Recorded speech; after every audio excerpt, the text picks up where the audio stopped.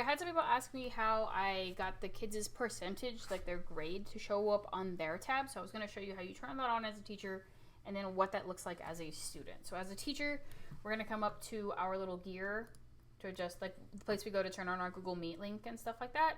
If you come all the way to the bottom where it says grading, you can choose this show overall grade to students. Make sure that is selected. All that's going to do is show the kids their percentage. They can't see each other's grades. They can only see their grade. And let me show you what that looks like as a student then. I have this test account and I enrolled in my own Google Classroom account. So here's our classwork tab as a student.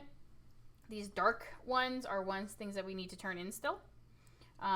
Notice that nothing, even if it's missing, lights up red on their regular classwork dashboard. The only place that they find out more information like that is if they come to view your work, which can also be accessed from their to-do list on the main page. But when they look at their view your work, right, this is for this particular class, they're going to get their name and they're going to get a percentage for how they're doing in that class so far. And if you take a look, things that are assigned but not due, just say that. Things that are missing. As a teacher, if we don't go in on Google Classroom and mark a 0, it does not automatically populate a 0.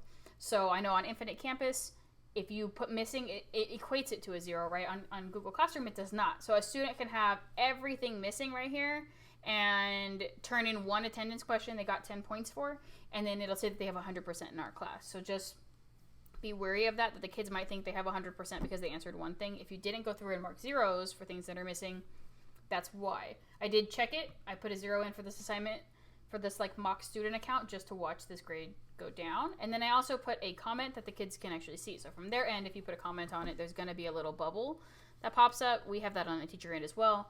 And there's my private comment. Boom, no work attached, right?